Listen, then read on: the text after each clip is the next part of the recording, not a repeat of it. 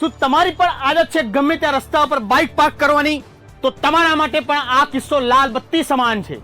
ગમે ત્યાં bike park કરવાની તમારી આદતથી તમારે પણ બાઇક ખોવાનો વારો આવી શકે છે।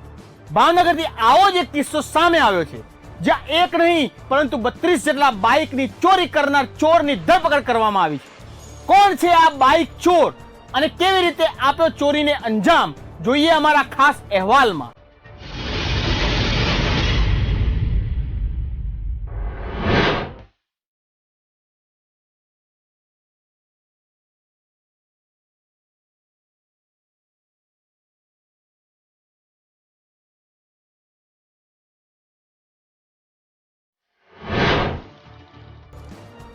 સામાન્ય રીતે આપણી આદત હોય છે ઉતાવળમાં ગમે ત્યાં આપણું વાહન પાર્ક કરવાની, અને એમાં પણ ખાસ કરીને બાઇક કે જેને આપણે ગમે ત્યાં રસ્તા પર પાર્ક કરી દેતા હોઈએ છીએ।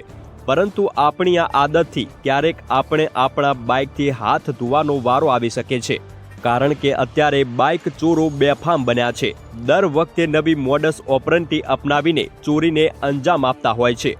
પહેલા ઘરેણાં અને પૈસાની ચોરીઓ સામે આવતી હતી, પરંતુ હવે તમારા વાહનો પણ સુરક્ષિત નથી, કારણ કે ભાવનગરથી જે ઘટના સામે આવી છે તે પરથી જરૂર કહી શકાય કે હવે તમારા રસ્તા પર પાર્ક કરેલા વાહન પણ સુરક્ષિત નથી। ભાવનગરમાંથી એક બે નહીં પરંતુ 32 જેટલા બાઇકની ચોરી કરનાર ચોરની ધરપકડ કરવામાં આવી છે। ઘરેણાં અને પૈસા બાદ હવે તમારા વાહનો પણ નથી રહ્યા સુરક્ષિત। જો તમે પણ ગમે ત્યાં બાઇક પાર્ક કરતા હોય તો ચેતી જજો। ભાવનગરમાંથી ઝડપાયો બાઇક ચોરીનો માસ્ટર માઇન્ડ। એક બે નહીં પરંતુ 32 બાઇકની કરી હતી ચોરી। બાઇકની ચોરી કરી પોતે જ શહેરમાં ફેરવતો હતો બાઇક। ભાવનગર લોકલ ક્રાઇમ બ્રાન્ચની ટીમે રસ્તા પર જ દબોચી લીધો। 4 જિલ્લાઓમાંથી કરી હતી બાઇકની ચોરી। આરોપી ફક્ત સ્પ્લેન્ડર બાઇકની જ કરતો હતો ચોરી। 9,15,000ના મુદ્દામાલ સાથે આરોપીની ધરપકડ। બાઇક ચોર રાજુ નટવરલાલ મિસ્ત્રી હાલ જેલના સળિયા પાછળ। હજુ પણ વધુ બાઇક ચોર્યા હોવાની શંકા સાથે હાથ ધરાઈ સઘન પૂછપરછ। ભાવનગર લોકલ ક્રાઇમ બ્રાન્ચની ટીમ શહેરમાં પેટ્રોલિંગમાં હતી તે દરમિયાન વિઠ્ઠલવાડી પેટ્રોલ પંપ પાસેથી અમદાવાદ જિલ્લાના બાવડા ગામના એક બાઇક ચોરને ઝડપી પાડ્યો છે। આ બાઇક ચોરે ફક્ત એક જ જગ્યાએથી નહીં પરંતુ ગુજરાતના વિવિધ શહેરોમાંથી 32 જેટલા બાઇકોની ચોરી કરી હતી। આરોપીએ કબૂલાત કરી છે તે મુજબ તેને ભાવનગર, અમદાવાદ, સુરત, બોટાદ સહિતના જિલ્લાઓમાંથી કુલ 32થી વધુ બાઇકની ચોરી કરી હતી।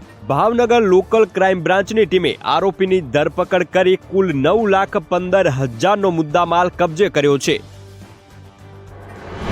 ભાવનગર રેન્જના મહેરબાન આઈજીપી સાહેબ તેમજ એસપી સાહેબના તરફથી અમને વાહન ચોરીની ડ્રાઈવ રાખવામાં આવેલી હતી। એ દરમિયાન અમે એલસીબી સ્ટાફના માણસોને અમુક બાતમી મળેલી કે એક અગાઉનો રીઢો ગુનેગાર છે રાજુભાઈ નટવરભાઈ મિસ્ત્રી, જે મૂળ રહેવાસી છે ધોળકાનો રાયકા ગામનો, જે કંઈક એની પાસે કંઈક ચોરીની બાઇકો છે એ બાબતની બાતમીના આધારે અમે વિઠ્ઠલવાડી પેટ્રોલ પંપ પાસેથી તપાસ કરતાં એની પાસેથી પહેલાં એક બાઇક મળી આવેલી। ત્યારબાદ ઊંડી તપાસ કરતાં બીજે અન્ય ટોટલ 32 જેટલી બાઇક ચોરીની બાઇકો એની પાસેથી મળી આવેલી છે, જેમાં ભાવનગર સિટીના 20 જેટલા વાહનો છે, બોટાદના 2 છે, સુરતના 6 વાહનો છે અને અમદાવાદ સિટીના 4 વાહનો, એમ મળીને ટોટલ 32 જેટલા વાહનોનો પર્દાફાશ થયેલો છે અને હાલ આરોપીએ અત્યારે અમે અટક કરીને અમારી પાસે રાખ્યા।